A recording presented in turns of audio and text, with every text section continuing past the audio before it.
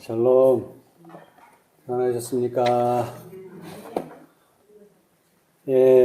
제가 지난 시간에 좀 예언에 대해서, 예수님의 초림에 대해서 연구를 해봤는데요. 이사야가 말하기를 너희는 여호와의 책을 자세히 읽어보라. 그리고 신약시대 예수님께서는 말씀하시기를 읽는 자는 깨달을진저. 그래서 시편에는 시편 119편 130절에 주의 말씀을 열무로 우둔한 자에게 비치어 깨닫게 하나이다. 오늘날 많은 사람들이 예언을 연구합니다. 그러나 이 예언 연구는 그렇게 어렵거나 또 어떤 특별한 사람에게만 주어진 은사는 아닙니다. 왜냐하면 여기에 예수님께서 약속하신 것처럼 읽는 자는 뭐 한다고요? 깨닫게 될 것이다. 이것이 예수님의 약속입니다. 그래서 지난 시간에 예수님의 초림에 관한 예언을 살펴보았습니다. 자, 다시 한번 제가 물어보겠습니다. 예수님의 초림할 시간이 성경에 예언되어 있습니까? 있습니다. 둘 다 뭐 틀린 대답은 아닙니다.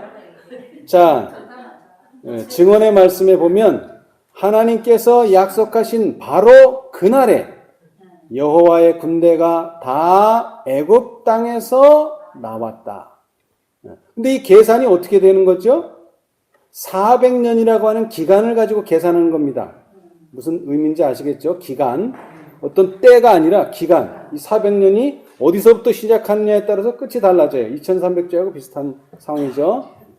이와 같이 하늘의 회의에서 그리스도의 강림의 시간이 작정되었던 것이다. 계획 표현은 다 있어요. 언제 그런 일이 있을 것인지.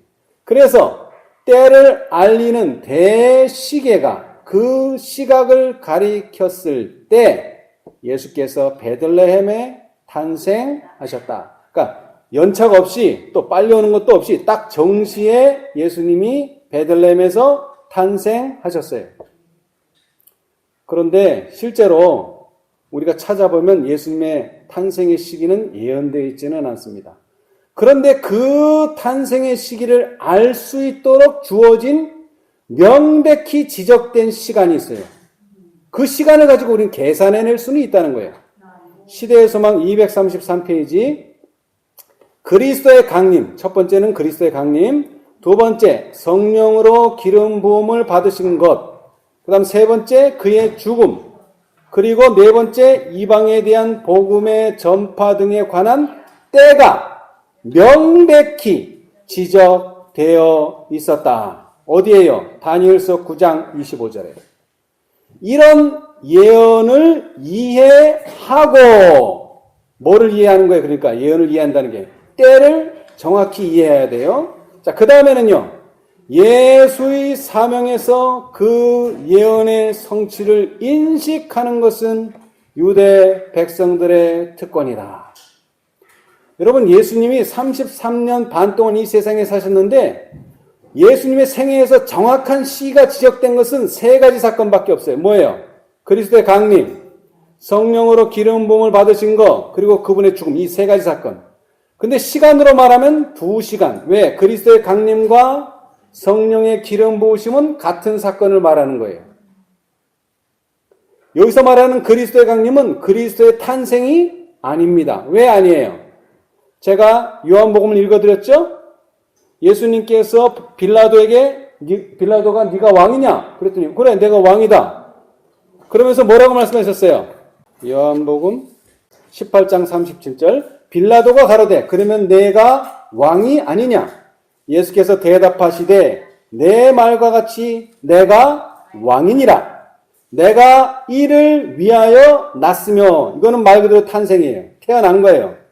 자, 그런데 예수님은 이것으로 끝나지 않고 이를 위하여 세상에 뭐 했다? 왔나니. 이 왔다는 말은 강림을 말하는 거예요. 이것은 탄생을 의미할 수도 있지만 여기서 세상에 왔다는 말은 예수님께서 기름 부음을 받고 공생애를 시작한 것을 말하는 거예요. 그래서 이 공생애, 그리스도의 강림은 공생의 시작을 알리는 것이고 성령의 기름 부음 받으신 것과 같은 사건을 말해요. 그래서 이것이 AD 27년 가을, 그리고 3년 반 후에 AD 31년 봄에 예수님은 돌아가셨어요. 이 두 시간은 때가 명백히 지적되어 있어요. 이 두 시간만큼은 여러분이 꼭 기억해야 돼요. 왜? 이 두 시간을 가지고 예수님의 탄생도 계산해낼 수 있고, 다시 말하면 예수님의 초림을 계산해낼 수도 있고, 지금 이게 이제 우리가 앞으로 배우게 될 이 죽음을 통해서 또 무엇을 계산해낼 수 있어요? 예수님의 재림하실 시간을 또 계산해낼 수 있기 때문에 그래요. 예. 자, 그런데 이 예수님께서 기름 부음을 받을 때의 나이가 몇 살입니까? 누가복음 3장 23절 한번 읽어보세요. 누가복음 3장 23절. 예수께서 가르치심은 시작할 때 30세쯤 되시. 예. 몇 살이라고요? 30살. 그러니까 기름 부음을 받기 몇 년 전에 태어나신 거예요? 30년 전에. 여기는 쯤이라고 표현했지만 민수기 4장 3절 한번 읽어보세요. 민수기 4장 3절. 민수기 4장 3절. 거기는 계수에 대한 내용인데요. 30세 이상으로 50세까지 회막의 일을 하기 위하여 그 역사에 참가할 만한 모든 자를 계수하라. 예, 레위 지파에는 세 또 자손들이 있죠. 그 중에 한 자손마다 다 계수를 하는데 레위 지파는 모두 계수하는데 이 보통의 지파들은 몇 세부터 계수가 진행됩니까? 20세부터죠. 그런데 레위 지파는 20세부터 계수하지 않아요. 몇 살? 30세부터 계산합니다. 왜? 제사장으로 활동하는 시기는 30세부터니까. 예수님께서 공생애를 시작하는 시간도 30세부터예요. 그래서 또 더 나아가서 창세기 41장 46절 한번 읽어보세요. 요셉의 이야기인데요. 요셉이 애굽 왕 바로 앞에 설 때 30세라. 그가 바로 앞을 떠나 애굽 온 땅을 순찰하니. 예, 이제 그 바로 왕의 꿈을 해석하면서 그 막중한 임무를 누가 받았어요? 요셉이. 그래서 그가 그 일을 시작할 때 나이가 몇 살? 30세. 제사장의 나이와 같습니다. 그리고 예수님의 나이와 같고요. 그래서 예수님이 기름 부음 받을 때로부터 30년을 거슬러 올라가면 예수님의 탄생의 시간이 나옵니다. 그러니까 직접적인 예언은 되어 있지 않지만 간접적으로 예수님이 언제 초림하실지가 분명히 기록되어 있습니다. 자, 이제 우리는 예수님의 초림을 연구했으니까 이제는 재림에 관한 연구를 할 준비가 된 겁니다. 자, 먼저 우리 계시록 1장 3절을 읽어보겠습니다. 계시록 1장 3절. 이 예언의 말씀을 읽는 자와 듣는 자들과 그 가운데 기록한 것을 지키는 자들이 복이 있나니 때가 가까우니라. 예, 이 예언 연구가 우리에게 주는 여러 가지 유익이 있겠지만 특별히 이 예언의 말씀, 이것은 뭐 계시록을 가리키겠지만 계시록뿐만 아니라 지금 우리가 연구하고자 하는 예수님의 초림은 이미 연구했고 이제 앞으로 올 예수님의 재림에 대한 이것도 예언의 말씀이니까 이 예언의 말씀을 읽는 자, 듣는 자, 그리고 더 나아가서 그 가운데 기록한 것을 지키는 자들은 복이 있다. 분명히 축복을 약속하셨습니다. 자, 우리 증언의 말씀을 하나 읽어보겠는데요. 자, 각시대 대쟁투. 각시대 대쟁투. 각시대 대쟁투. 우리 재림에 대해서 좀 생각해 보겠습니다. 각시대 대쟁투 299페이지. 재림의 의미와 재림이 왜 중요한가? 성경에 계시된 가장 엄숙하고 영광스러운 진리 가운데 하나가 뭐라고요? 뭐라고요? 그러니까 뭐라고? 재림이다. 예. 왜 재림이 중요해요? 구원의 위대한 사업이 뭐가 없이는? 재림이 없이는 완성이 안 돼요. 그럼 왜 재림이 완성을 가져오느냐? 오랫동안 사망의 음침한 골짜기에서 방황하도록 버려졌던 하나님의 백성들에게 부활이요 생명이신 그리스도께서 당신의 버림받은 백성들을 본향으로 데려가기 위하여 다시 오신다는 약속은 귀중하고 기쁨에 넘치는 소망을 주고 있다. 다시 말하면 우리가 원하는 구원, 본향으로 가는 일을 하기 위해서 오시기 때문에 재림이 중요하다는 거예요. 그래서 성경에 계시된 가장 엄숙하고 영광스러운 진리 가운데 하나가 뭐라고요? 재림이다. 재림. 그래서 선자는 더 강조해서 말하기를 재림의 교리는 바로 성경의 무슨 주제? 근본적인 주제라는 거예요. 근본적인 주제. 지금 우리가 초림을 연구했는데 이 초림을 연구한 이유도 바로 이 근본적인 주제. 재림 교리를 이해하기 위해서. 재림을 이해하기 위해서. 자, 다시 말합니다. 그리스도께서 왜 다시 이 세상에 오십니까? 왜? 그리스도께서 당신의 뭐 받은? 버림받은 백성들을 본향으로 데려가기 위하여. 이제 버림받았다는 의미는 좀 더 이제 연구해 나가면 나오겠지만 하여튼 그리스도께서는 당신의 버림받은 백성들을 본향으로 데려가기 위해서 다시 오신다고 분명히 약속하셨습니다. 자, 그럼 이제 다시 질문해 보겠습니다. 예수님의 재림하실 시간이 성경에 예언되어 있습니까? 재림하실 시간이.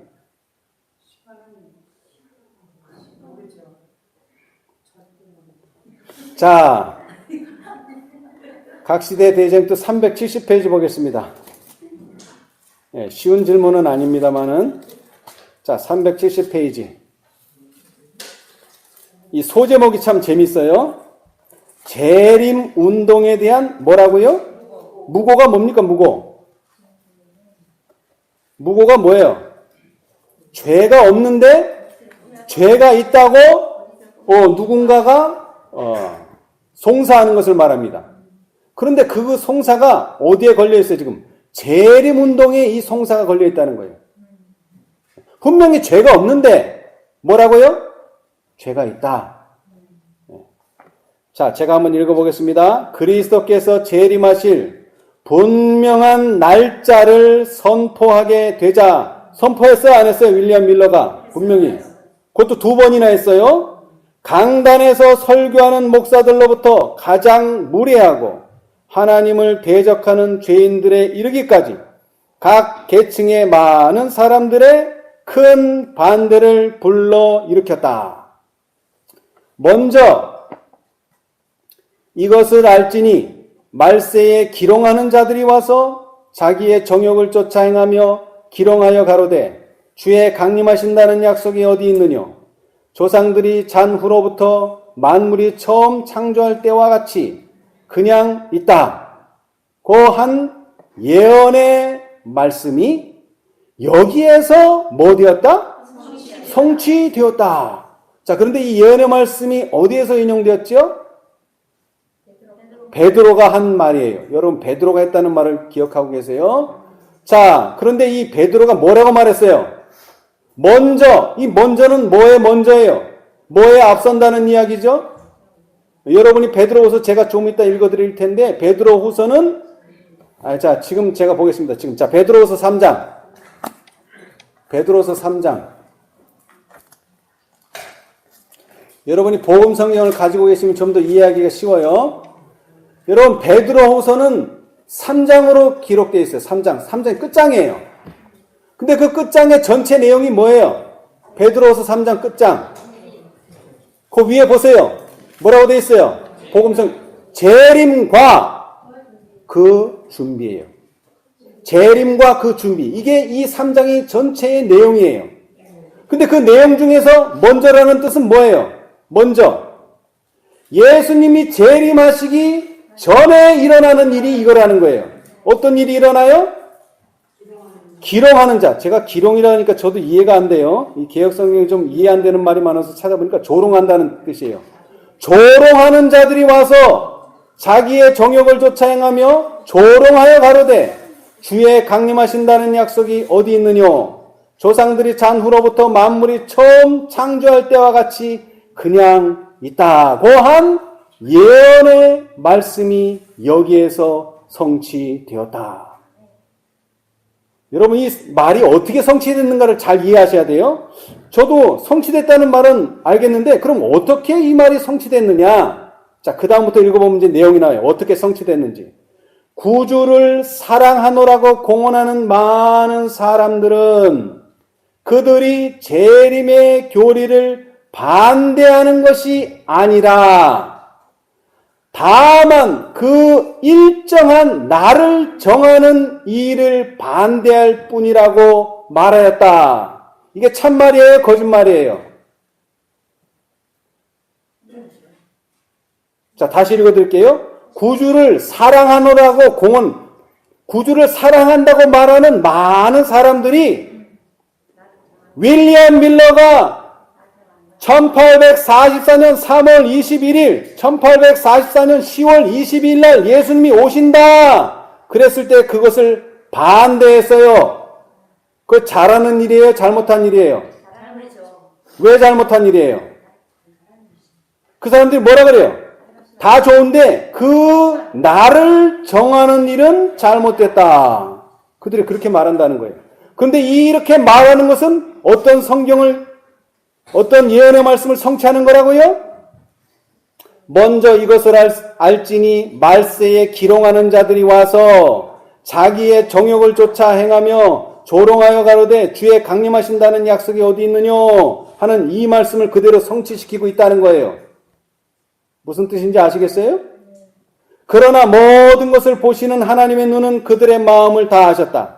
그들은 그리스도께서 의로서 심판하시기 위하여 다시 오신다는 사실을 듣고 싶어하지 아니하였다. 그들은 불충실한 종으로 살았기 때문에 그들의 행위가 마음을 살피시는 하나님의 심사에 통과될 수 없음을 알므로 주님을 만나기를 두려워한 것이었다. 자, 그 다음이 중요합니다. 자, 이제 초림을 이야기해요. 그리스도의 초림 시에 유대인들처럼 그들은 예수님을 환영할 준비가 되어 있지 아니하였다. 그들은 성경에 기록된 명백한 증언들을 듣지 아니할 뿐 아니라 도리어 주님을 사모하고 바라보는 사람들을 뭐하였다? 조소하였다. 그 조소가 바로 조롱이라는 뜻이에요. 사단과 그의 사자들은 기뻐 날뛰면서 그리스도와 그분의 거룩한 천사들 앞에서 소위 그리스도의 백성이라고 공언하는 자들이 그리스도에 대한 사랑이 너무 적기 때문에 그분의 나타나심을 원하지도 아니한다고 조롱하였다. 자, 이제 그 다음 잘 들으세요. 그 날과 그 시를 알지 못하느니라. 거기에 뭐가 돼 있죠? 따옴표가 돼 있죠? 이게 무슨 뜻이에요? 성경절입니다. 이것은 성경절이에요. 그 날과 그 시를 알지 못하느니라는 말씀은 재림신앙을 거절하는 자들이 가장 흔히 제기한 논증이었다. 이거 지금 얘기하는 거 아니고요. 1844년 당시 윌리엄 밀러가 1844년 3월 21일, 1844년 10월 22일 날짜를 딱 정하니까 그 날과 그 시를 알지 못하느니라 그러면서 그걸 거절했어요. 자, 그런데 잘 들으세요. 그 성경절은 그 날과 그 때는 아무도 모르나니 하늘의 천사들도 아들도 모르고 오직 아버지만 아시느니라. 마태복음 24장 36절 고 되어 있다. 그 성경절을 인용했다는 거예요. 자, 그런데 여기서 잘 보세요. 그러나 이 성경절을 명백하고 조리 있게 해석하는 사람들은 주님을 기다리는 사람들이었고, 이게 무슨 뜻이에요? 그날과 그때는 아무도 모른다는 이 성경절을 제대로 이해한 사람은 누구라는 거예요? 그리스도의 재림하실 분명한 날짜를 선포한 사람들이라는 거예요. 오히려 이 성경절을 주장한 사람들은 이를 그릇되게 사용하는 사람들은 반대자들임이 분명히 나타났다. 이게 도대체 어떻게 된 거예요? 그날과 그 시는 아무도 모른다 그랬는데 윌리엄 밀러는 날짜를 정하고 그 사람들은 옳게 해석한 거고, 이것을 가지고 반대한 사람들은 이 성경절을 그릇되게 사용하고 있다고 선지자는 말하고 있어요. 지금. 그 말씀은 그리스도께서 이제 그 설명을 하는 거예요. 그 말씀은 그리스도께서 성전을 마지막으로 작별하시고 제자들과 함께 감람산으로 올라가서 잊을 수 없는 담화를 나누실 때에 하신 말씀이었다. 제자들은 어느 때에 이런 일이 있겠사오며 또 주의 임하심과 세상 끝에는 무슨 징조가 있사오리까? 라고 물었다. 그때에 대하여 예수님께서는 세상 끝의 징조를 말씀하시고 이 모든 일을 보거든 인자가 가까이 곧 문 앞에 이른 줄 알라고 하셨다. 구주께서 하신 한 가지 말씀이 다른 말씀을 없이 할 수는 없는 것이었다. 비록 그분께서 오시는 날과 시를 아는 사람이 없을지라도 우리는 그 날과 시가 가까이 이른 것을 몰라야 한다? 알아야 한다. 자, 여러분 여기 두 가지를 생각하셔야 돼요. 첫째는 뭐예요? 그분께서 오시는 날과 시를 아는 사람은 없다. 이것도 진리예요. 반대로 그 날과 그 시가 가까이 이른 것을 알아야 되는 것도 진리란 말이에요. 이것이 가장 중요합니다. 여러분 이 반대는 1844년에만 있는 것이 아닙니다. 계속 되어 왔어요.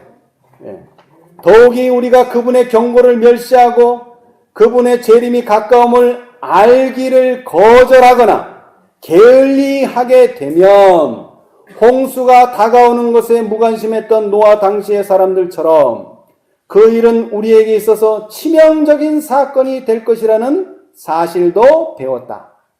또한 그 같은 장에 충성된 종과 그 같은 장이라는 24장 마태복음 24장에 충성된 종과 충성되지 않은 종을 대조하여 말씀하시고 심중에 주인이 더디오리라고 생각한 종에게 파멸의 선고를 내린 이유는 그리스도께서 당신의 오심을 대망하고 깨어있는 자와 그 일을 거부하는 자를 구별하여 각각 어떻게 갚아주실 것임을 보여주고 있다. 주님께서는 그러므로 깨어있으라. 주인이 올 때에 그 종에 이렇게 하는 것을 보면 그 종이 복이 있으리로다. 만일 일깨지 아니하면 내가 도적같이 이르리니 어느 시에 내게 임할는지 내가 알지 못하리라고 말씀하신다. 예. 자, 그리고 좀 더 지나가세요. 우리 371페이지. 371. 바울은 자, 재림신앙과 일반 그리스도교회. 바울은 한번 읽어보세요. 한 달라. 바울은 주님의 재림을 갑자기 맞이할 이유에 대하여 다음과 같이 말했다. 주의 날이 밤에 도적같이 이를 줄을 너희 자신이 자세히 아니라 저희가 평안하다 안전하다 할 그때 멸망이 호련히 저희에게 이르리니 결단코 피하지 못하리라. 그는 다시 구주의 경고에 유의하는 사람들을 향하여 형제들아 너희는 어둠에 있지 아니하매 그 날이 도적같이 너희에게 임하지 못하리니 너희는 다 빛의 아들이니 낮의 아들이라. 우리가 밤이나 어둠에 속하지 아니하나니 라고 말했다. 예, 여러분 재림이 가까웠고 재림하시게 되면 마태복음 25장처럼 양과 염소 딱 두 부류만 나타납니다. 양과 염소. 그 다음에 마태복음 24장에서는 충실한 종과 불충실한 종, 이 두 부류만 나타나요. 근데 그 두 부류가 어떻게 갈리느냐? 주의 날이 밤에 도적같이 이르는 사람이 있고요. 그렇죠? 예. 그 다음에는요. 그 날이 도적같이 너희에게 임하지 못하는 사람들이 있어요. 그런데 그 날이 도적같이 임하지 못하는 사람들은 어떤 사람들이에요? 구주의 경고에 유의하는 사람들. 구주의 뭐예요? 경고. 여러분 새 천사 기별의 사명과 목적이 뭡니까? 경고입니다. 경고. 경고예요. 각시대 대쟁투 311페이지. 311페이지. 새 천사의 결론은 경고입니다. 핵심은 경고예요. 자, 311페이지. 하나님의 날에 설 수 있는 백성들을 준비시키기 위하여서는 하나님의 날에 설 수 있는 백성들을 준비시키기 위하여서는 하나의 큰 개혁이 이루어져야 할 것이었다.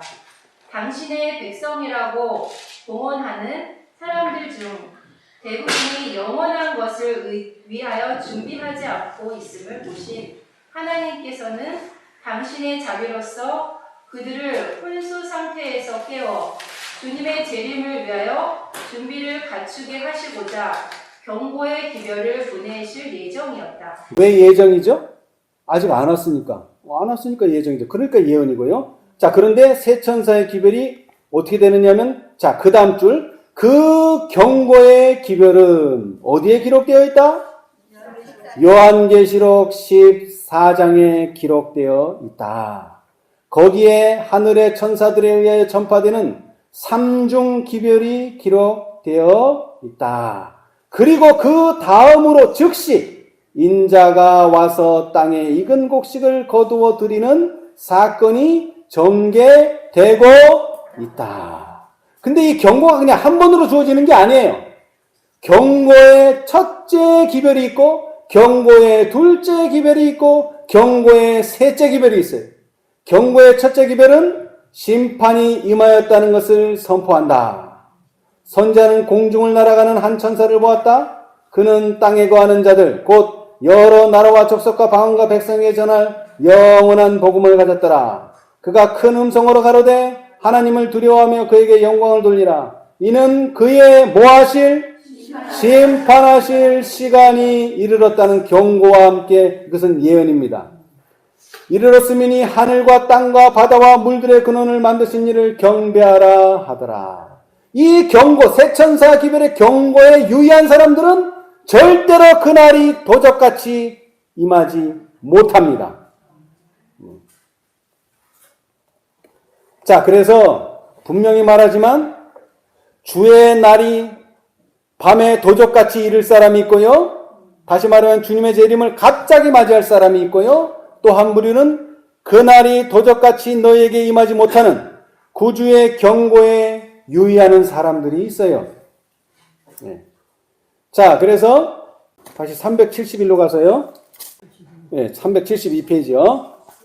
372페이지에 성경 말씀 가운데 사람이 그리스도의 재림이 가까움에 대하여 무지해도 좋다는 보증이 조금도 없다는 사실이 그와 같이 입증되었다. 그러나 진리를 부인할 구실만을 찾고자 하는 자들은 그와 같은 설명에 귀를 막고 있다. 그리하여 대담한 조롱자들은 물론이요, 심지어 그리스도 교회의 성직에 있는 자들까지도 또 성경적으로 인용합니다. 그 날과 그 때는 아무도 모른다는 말에 내동하게 되었다. 이게 좀 어려운 말을 써놨어요. 내동이라고 써놨는데 제가 이거 이해가 안 돼서 원문을 찾아보니까 에코라고 됐어요. 에코. 에코가 뭐죠? 메아리. 다시 말하면 불신자들, 조롱하는 자들, 이런 사람들이 말하는 걸 그리스도교, 기독교계의 성직자들, 목사들도 똑같이 앵무새처럼 따라한다는 거예요. 그날과 그때는 아무도 모른다. 그리고 변명한다는 거예요. 백성들이 각성하여 구원의 길을 찾기 시작하자 종교 지도자들은 그들과 진리의 중간에 서서 하나님의 말씀을 잘못 해석함으로 그들의 공포감을 가라앉히고자 하였다. 충실하지 못하는 파수꾼들은 대기만자 사단의 사업에 연합하여 하나님께서 평안하다고 말씀하지 아니하시는 때에 평안하다, 평안하다고 부르짖었다. 여러분, 다시 말하지만 먼저 예수님 재림하시기 전에 먼저 이것을 알지니 말세에 기롱하는, 조롱하는 자들이 와서 때와 그날과 그때는 아무도 모른다, 이런 말로 기만을 한다는 거예요. 조롱을 한다는 거예요. 네.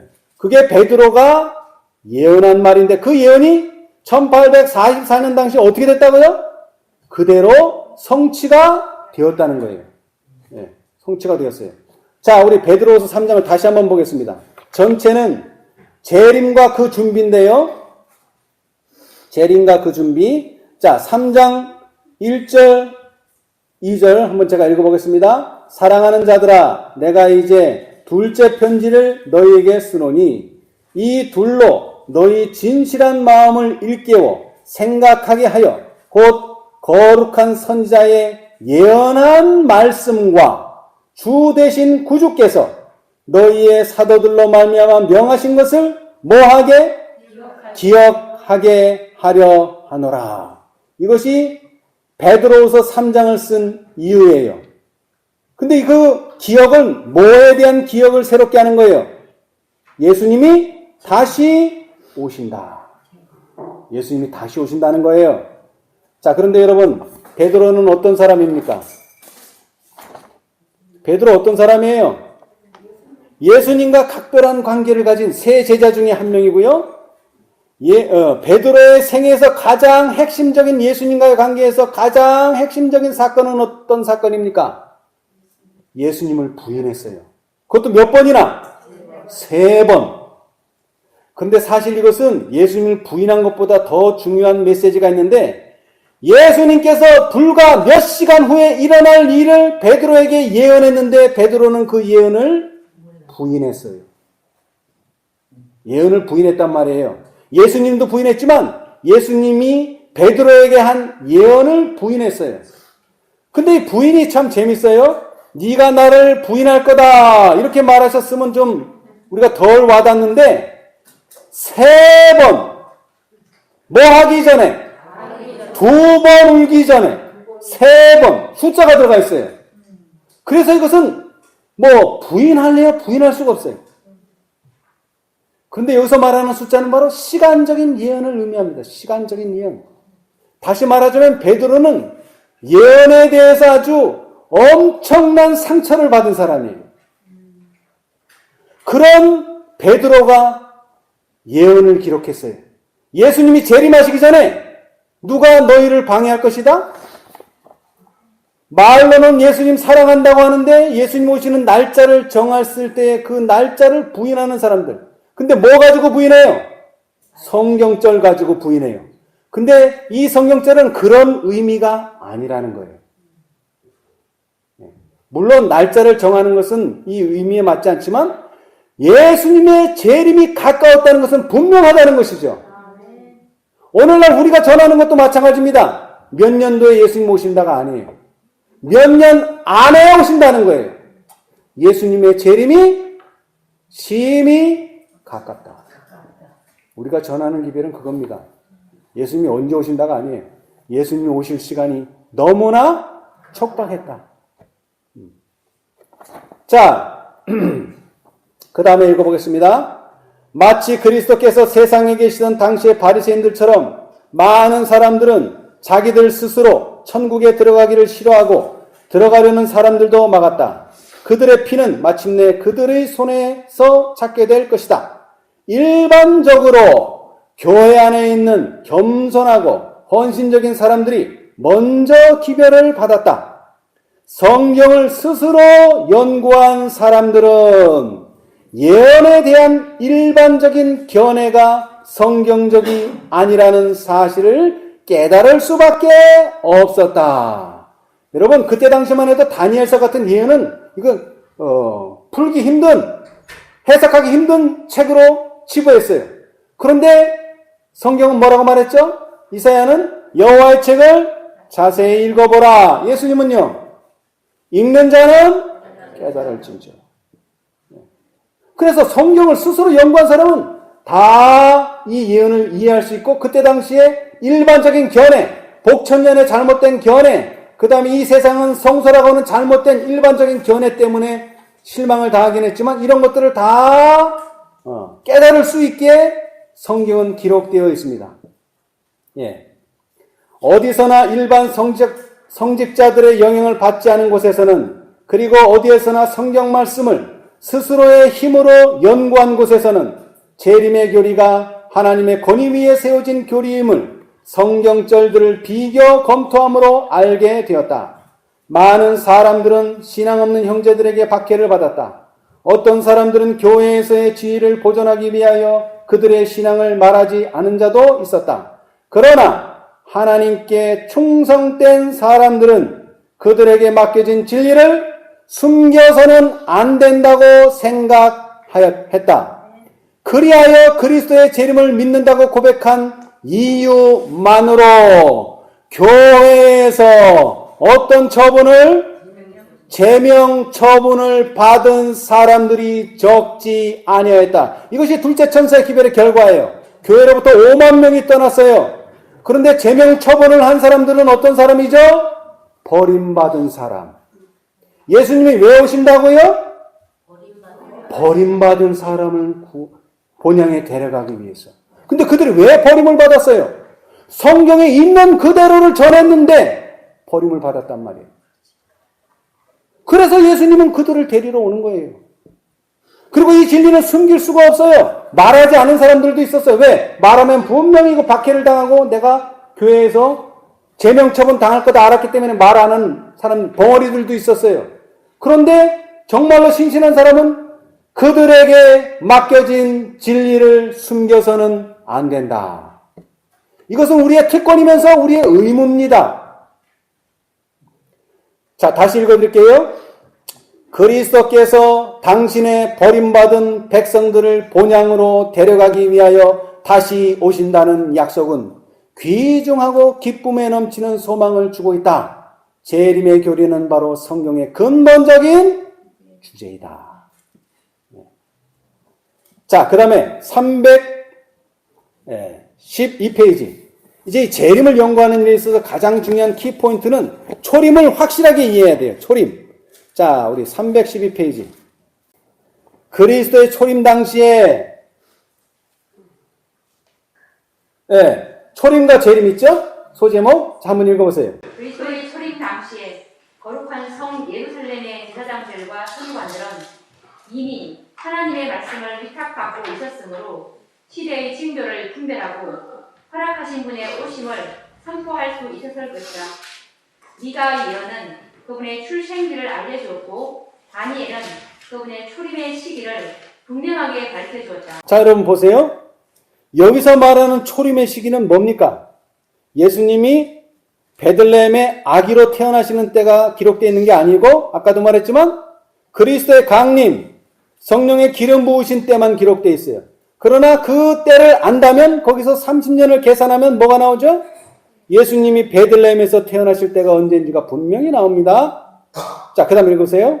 하나님께서는 이미 그런 예언들을 유대의 지도자들에게 주셨으므로 그들이 메시아의 오심이 임박했다는 사실을 깨닫지 못하고 그 사실을 백성들에게 전하지 못했다고 해도 그 일을 핑계할 수는 없었다. 네, 이건 핑계가 안 돼요. 왜? 분명히 성경 다니엘서 9장 20절에 예수님이 언제 오실지가 계산하면 알게 되는 그 기록이 남아있기 때문에.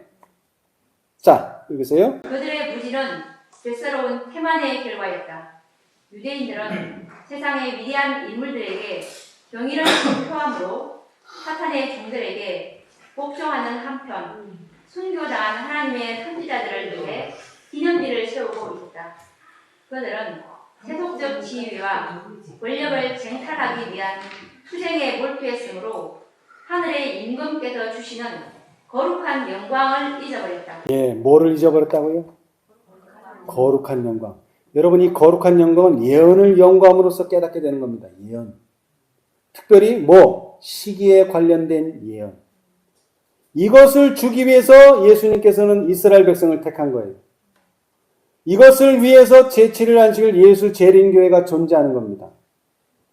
자, 그 다음은 제가 읽어볼게요. 이스라엘의 지도자들은 심오하고 경건한 태도로 세계 역사상 최대의 사건, 곧 인류의 구속사업을 완성하기 위하여 하나님의 아들이 오시는 장소, 시기, 환경 등에 관하여 연구를 하고 있었어야 했다. 모든 사람들은 세상의 구속자를 영접하는 최초의 무리들 가운데 한 사람이 되기 위하여 고대하고 있어야 할 것이었다. 그러나 먼 나사렛의 산골로부터 베들레헴까지 찾아간 두 사람의 피곤한 여행자는 그 마을의 좁은 길을 동쪽 끝까지 걸어가면서 밤 동안에 쉴 곳과 잘 곳을 찾았으나 끝내 허사가 되고 말았다. 그들을 맞이하기 위하여 문을 열어주는 집은 하나도 없었다. 마침내 그들은 비천한 한 외양간에 숙소를 정하였는데 거기서 세상의 구주께서 탄생하셨다. 네. 자, 이 재림에 대해서는요. 자, 우리 315페이지. 아까는 버림받은 자를 구원하기 위해서 오신다 그랬는데 또 다른 목적을 여기 설명하고 계세요. 자, 315페이지. 315페이지. 그리스도께서는 구원에 이르게 하기 위하여. 그 맨 위에 단에 있네요. 그리스도께서는 구원에 이르게 하기 위하여 죄와 상관없이 자기를 바라는 자들에게 두 번째 나타나실 것이다. 구주의 탄생에 대한 소식과 같이 그분의 재림에 대한 구별은 일반 백성들의 종교적 지도자들에게 위탁되지 않았다. 그들은 하나님과의 연결을 지속하지 못하고 하늘로부터 온 빛을 거절하였다. 그러므로 그들은 사도 바울이 형제들아 너희는 어둠에 있지 아니하며 그 날이 도적과 같이 너희에게 임하지 못하리니 너희는 다 빛의 아들이요 낮의 아들이라. 우리가 밤이나 어둠에 속하지 아니하나니 라고 말한 우리들에게 속하지 아니하였다. 예, 안타깝게도 이 말씀을 맡은 종교적 지도자들이 예수님의 오시는 때를 도적같이, 그날이 도적같이 너에게 임하지 못하는 그러한 무리에 속하지 못하고 오히려 예수님을 갑자기 맞이하게 되는 그러한 부류에 속하게 되었다는 이야기입니다. 그런데 왜 그들이 그렇게 됐다고요? 그들은 하나님과의 연결을 뭐하지 못하고 이 지속이 의미하는 바가 뭡니까? 지속. 여러분 첫째 천사의 기별로 끝났던가요? 경고가? 둘째 천사의 기별로 경고가 끝났던가요? 셋째 천사의 기별까지 가야 됩니다. 그리고 오늘날 우리는 계시록 18장까지 가야 돼요. 이 하나님과의 연결이 계속돼야 됩니다. 밝아지는 빛을 따라서 하나님과의 연결이 계속돼야 돼요. 그런데 그렇게 되지 못한 사람, 더 나아가서 하늘로부터 온 빛을 거절한 사람들은 절대로 예수님을 기쁨으로 언제 오실지를 알면서 맞이할 수 없는 부류에 속할 수밖에 없어요. 여러분 사실 시기는요 1844년 10월 22일로 끝났습니다. 사실은. 네. 그리고 선자는 그 어떤 늦은 비가 올 때 예수님이 재림하실 때 이것을 한 번도 특별한 시기를 예언하시거나 알려주신 적이 없어요. 그리고 오히려 그런 때는 없다 그랬어요. 그런 때는 없다. 그런데 우리는 1888년을 다시 돌아봐야 합니다. 자, 화이트 주석 우리 복음성경 다 가지고 계시죠? 계시록 18장 1절의 주석을 한번 보겠습니다. 계시록 18장 1절 1844년 이후에 유일하게 시기에 대한 말씀이 거기 기록되어 있어요. 자, 계시록 18장 1절의 주석이 상당히 많아요. 그 중에서 그리스도의 의에 관한 계시, 아주 짧은 문단이에요. 한번 읽어보세요. 시련의 시기가 우리에게 임박하였는데 이는 죄를 사유하시는 구세주이신 그리스도의 의에 대한 계시를 보여주심으로써 셋째 천사의 큰 외침이 이미 시작되었기 때문이다. 이것은 온 땅을 영광으로 환하게 할 천사의 빛의 시작이다. 예, 1844년 이후에 유일하게 시기에 대한 말씀을 하셨어요. 시기가 뭐였다? 아니죠. 시련의 시기가 임박했다. 가까웠다. 네. 그러면서 또 하신 말씀이 시작했다. 시작이라는 건 뭡니까? 기산점, 시작점에 말 그대로 시작점. 유일하게 1888년을 시기라고 말씀하셨어요. 근데 이 시기가 어디에도 나오냐면 초기문집 277페이지. 그때 나는 다른 힘센 천사가 명령을 받고 셋째 천사와 연합하여 그의 기별에 능력과 힘을 주기 위하여 지상으로 내려오는 것을 보았다. 그럼 좀 지나가서요. 이 천사의 사업이 어디에 나타나? 적시에 나타나. 이게 뭐예요? 딱 그 시간. 딱 그 시간에 나타났다는 거예요. 그 시기에. 1888년에. 유일하게 화이트분이 시기를 말했는데 그건 1888년입니다.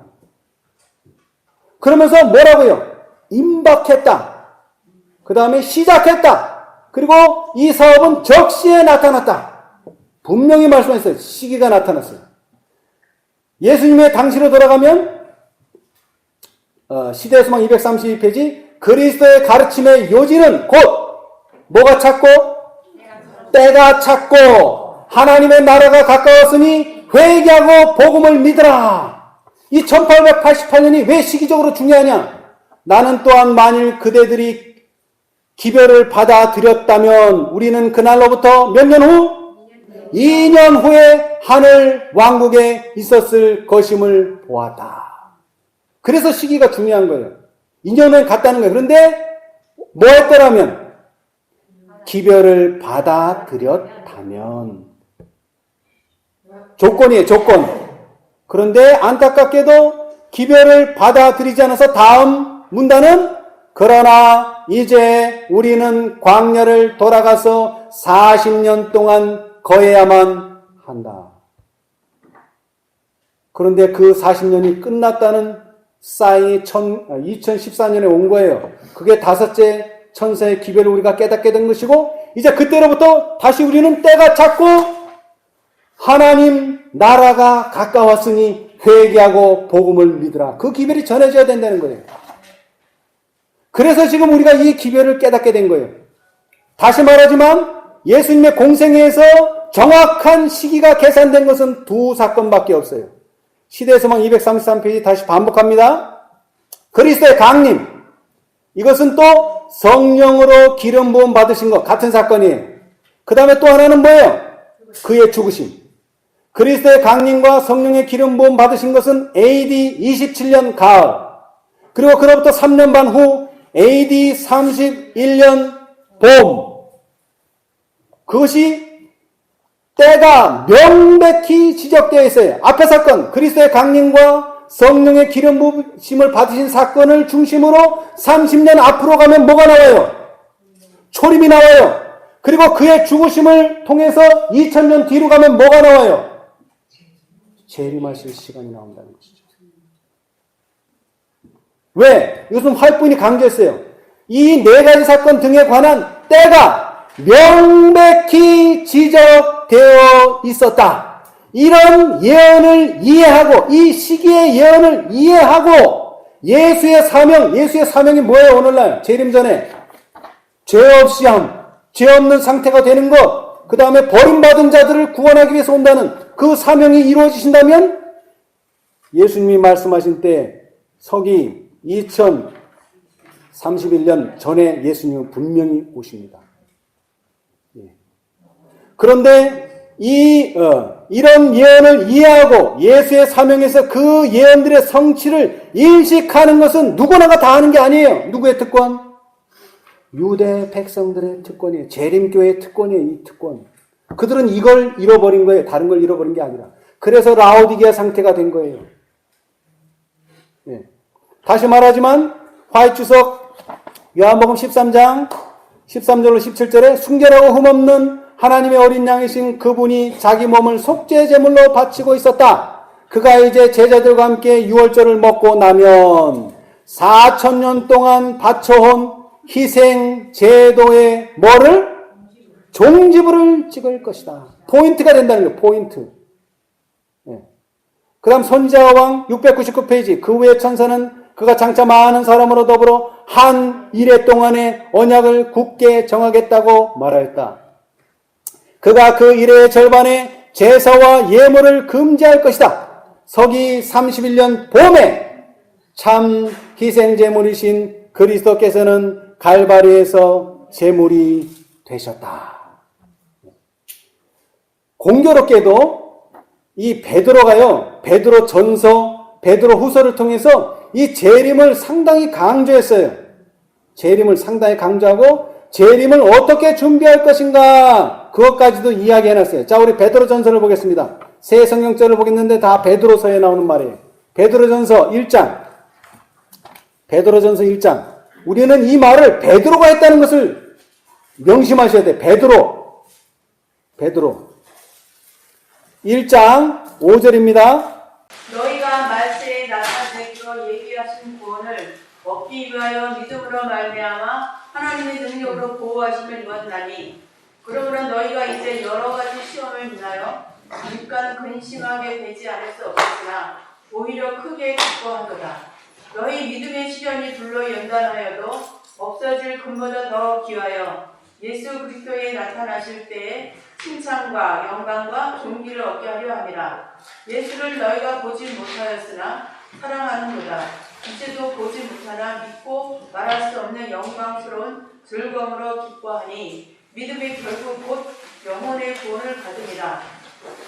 이 구원에 대하여는 너희에게 임할 은혜를 예언하던 선지자들이 연구하고 부지런히 살펴서 자기 속에 계신 그리스도의 영이 그 받으실 고난과 후에 얻으실 영광을 미리 증거하여 어느 시 어떠한 때를 지시하는지 상고하니라. 자, 여러분 잘 보세요. 자, 우리 5절서부터 보면은 말세에 어떤 일이 나타난다고요? 재림. 그 재림을 위해서 우리가 준비해야 되는데 10절로부터 이 구원에, 여러분 재림은 구원이라 그랬죠? 왜? 우리를 본향으로 데려가니까 이 구원에 대하여는 너희에게 임할 은혜를 뭐하던? 예언하던 선지자들이 연구하고 부지런히 살펴서 자기 속에 계신 그리스도의 영이 뭐할 것?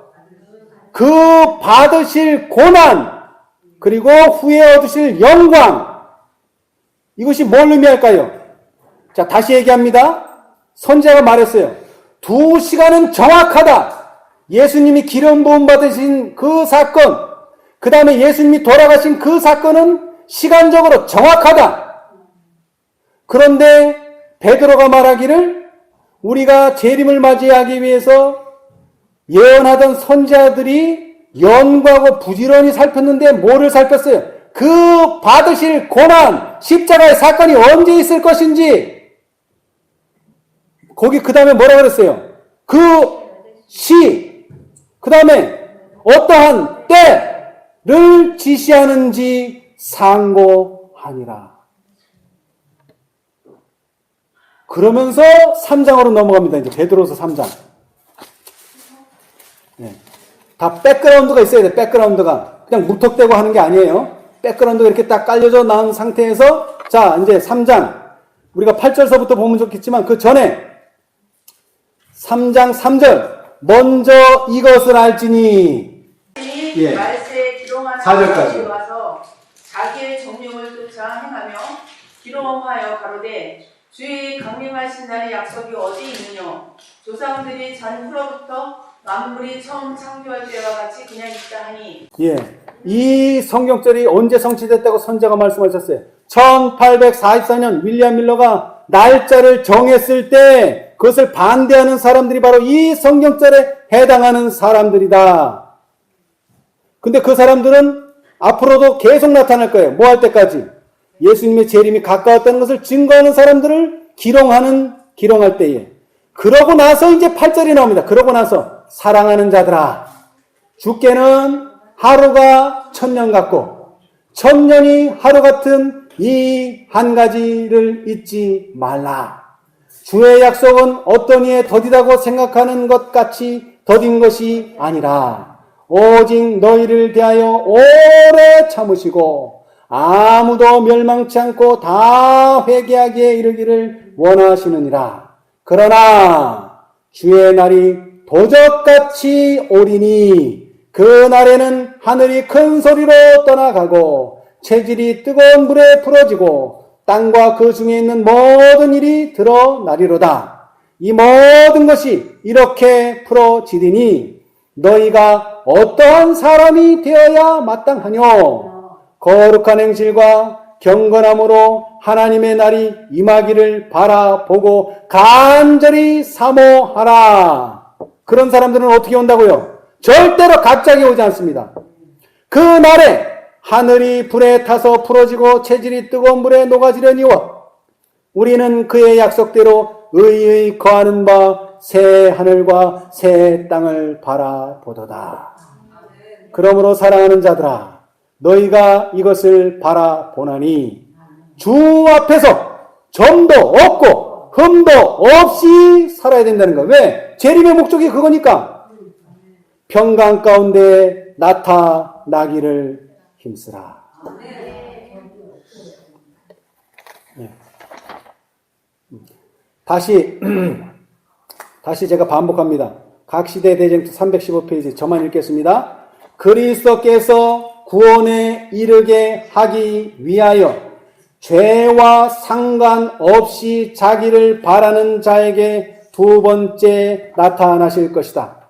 구주의 탄생에 대한 소식과 같이, 초림의 소식과 같이 그분의 재림에 대한 기별은 일반 백성들의 종교적 지도자들에게 위탁되지 않았다. 왜? 그들은 하나님과의 연결을 지속하지 못하고 하늘로부터 온 빛을 거절하였다.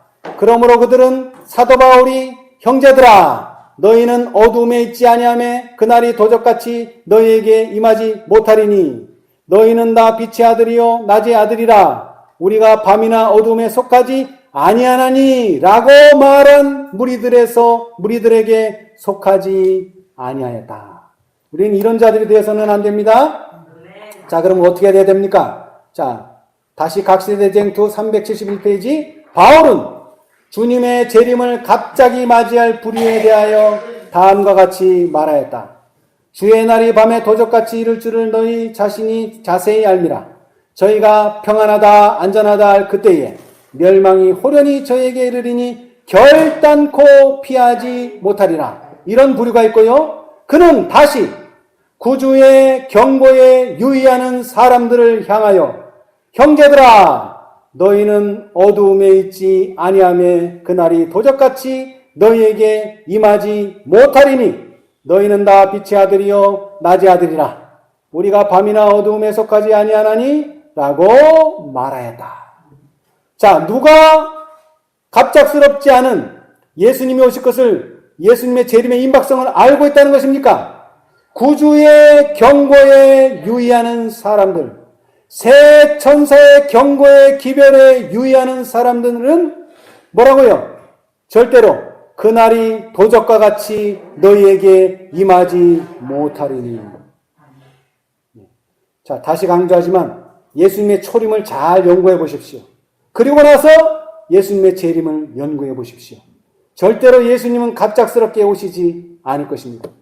구주의 경고에 유의한 사람, 새 천사의 경고의 기별에 유의한 사람은 절대로 그날이 도적같이 임하지 못할 것입니다. 우리 모두 예수님을 기쁨으로 또 속교실 예수님을 기쁨으로 맞이하는 우리 모두가 되시기를 간절히 바라면서 오늘 말씀 마치겠습니다. 감사합니다. 하늘에 계시는 감사하신 저희들의 아버지, 오늘날 우리에게 참으로 필요한 예언의 연구를 할 수 있도록 성경 말씀을 우리 눈앞에 펼쳐주시니 감사합니다. 읽는 자는 깨달을진저라고 약속하셨습니다. 우리가 성경 말씀을 읽을 때에 특별히 주님의 초림과 재림에 관한 예언의 성경절들을 읽을 때에 우리가 그 말씀들을 올바로 이해할 수 있도록 축복하여 주시옵소서. 예수님께서 때가 찼고 하나님의 나라가 가까웠으니 회개하고 복음을 믿으라고 전파했습니다. 주님, 이제 우리가 이 기별을 다시 예수님의 재림을 앞두고 전해야 할 시기가 왔습니다. 주님 도와주셔서 이 시대의 임박성을 우리가 다 깨달을 수 있도록 축복하여 주시옵소서. 그 날과 그 시는 알지 못하지만 주님의 재림이 임박했다고 하는 것은 분명히 알려주신다고 약속하셨습니다. 주님 도와주셔서 주님의 모든 공생애를 통하여 확실한 때를 지적해 준 말씀을 통하여 우리가 예수님의 초림과 예수님의 재림을 분별할 수 있도록 축복하여 주시옵소서. 주님께서는 죄와 상관없는 자들을 구원하시기 위하여 오신다고 말씀하셨습니다. 우리가 죄와 상관없는 자 되도록 축복하여 주시옵소서. 또한 버림받은 자들을 본향으로 데려가기 위하여 오신다고 말씀하셨습니다. 진리를 인하여 핍박을 당하고 제명을 당할지라도 우리의 입술에 당신의 진리의 음성을 결코 버리지 않는 우리 모두가 될 수 있도록 축복하여 주시옵소서. 이 놀라운 특권을 우리 모두가 누릴 수 있도록 축복하여 주시옵소서. 또 우리 중에 육체의 연약함 가운데 있는 형제자매들 기억하여 주시고 이 놀라운 구주의 약속을 그들의 마음속에도 깊이 새겨주셔서 그들의 모든 육체가 강건함을 입을 수 있도록 도와주시고 우리가 다 함께 주님의 말씀을 큰 음성으로 외칠 수 있도록 축복하여 주시옵소서. 모든 것을 예수님의 이름으로 기도드리옵나이다. 아멘.